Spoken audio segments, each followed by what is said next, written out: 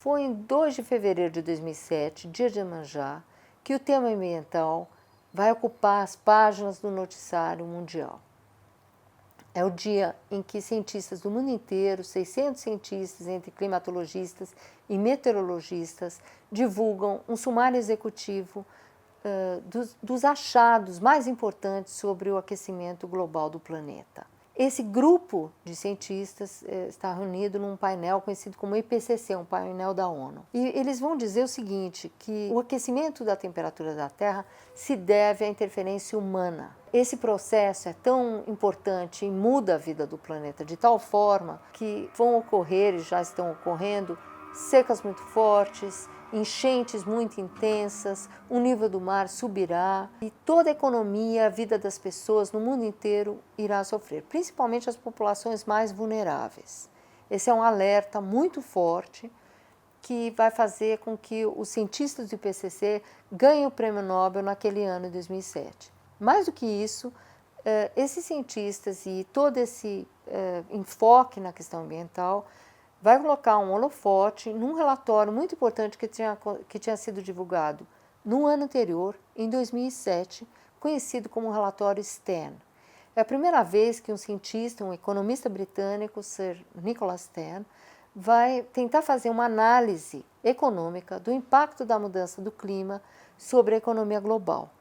E ele vai dizer o seguinte, que vai ter uma mensagem otimista. Bastaria 1% do PIB global para evitar um impacto no PIB global de 20% até 2050. Esses dois elementos, essas duas bases científicas tão importantes, vão fazer com que a comunidade internacional comece a estruturar um acordo global para ajudar os países a reduzirem suas emissões de efeito estufa, encontrar os países que mais emitem, que deveriam cortar mais, e ajudar os países mais vulneráveis. Todo esse caldo de negociação e de atmosfera leva até dezembro de 2009, na conferência de Copenhague, que vai reunir líderes do mundo inteiro, importantíssimos, como a chanceler Angela Merkel, o presidente Sarkozy, Nicolas Sarkozy francês, o presidente Obama, o presidente Lula brasileiro e líderes do mundo inteiro. Só que o caldo político não é, a amarração desse acordo não é forte o suficiente. E o que acontece é um grande fracasso dessa conferência. Há uma enorme expectativa e, na verdade, ela não resulta em nada. O Valor, até naquela ocasião, publicou uma matéria tentando explicar o que aconteceu, esse enorme desencontro, nessa madrugada, que foi uma triste madrugada, em dezembro de 2009. Por sorte, há uma insistência muito grande de cientistas, de economistas, para que sim, o mundo consiga um acordo global sobre redução de emissões de gases de estufa, que isso implica no quê? Em toda mudança econômica, numa matriz energética mais limpa, numa agricultura mais sustentável, numa forma de consumo também mais sustentável. Tudo isso caminha até que em 2014 o presidente americano Barack Obama e o presidente chinês Xi Jinping, que comandam os países que são os maiores emissores de gases de estufa do mundo, os Estados Unidos, o maior emissor histórico, a China, o maior emissor do futuro e do presente. E esses dois países entram num acordo bilateral, onde os Estados Unidos se comprometem num corte de emissões e a China diz que assim que a economia vai atingir um pico de emissões, vai começar a declinar e se compromete, por exemplo, com uma fatia de 20% de energia renovável até 2030, o que é muito, é um número muito forte. Isso muda toda a atmosfera mundial, se chega a um clima de otimismo que vai aterrissar em 2015 em Paris, na conferência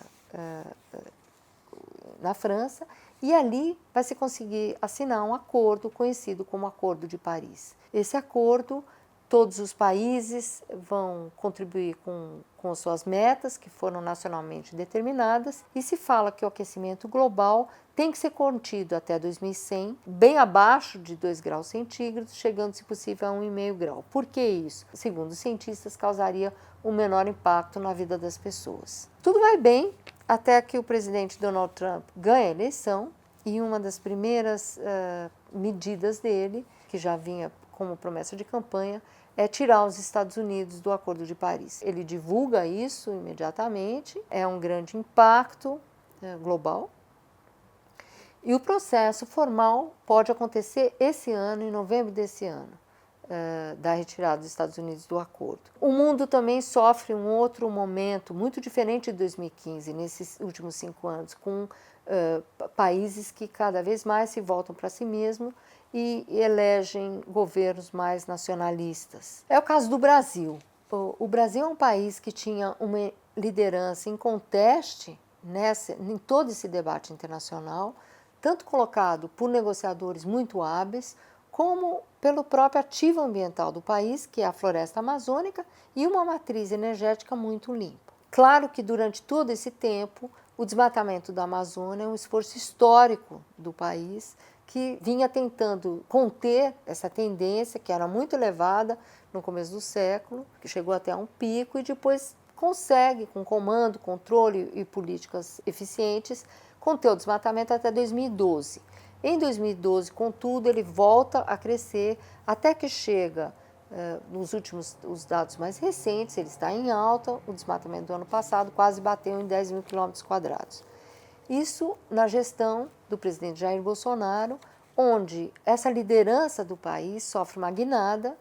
O presidente, durante a campanha, chega a dizer que também sairá do Acordo de Paris, ele é freado pela pressão do agronegócio, que vê como um péssimo sinal ao mercado internacional, e a posição brasileira muda completamente nesse quadro. No ano passado, o mundo viu o aumento das queimadas na Amazônia, a fumaça até surpreende a cidade de São Paulo, em agosto de 2019, quando no meio da tarde o dia virou noite, e o mundo inteiro olha essas queimadas com apreensão. A sinalização do governo continua sendo muito ambígua, e chega até o final da conferência do ano passado em Madrid como um dos atores que bloqueia o acordo internacional que deveria ser feito no ano passado.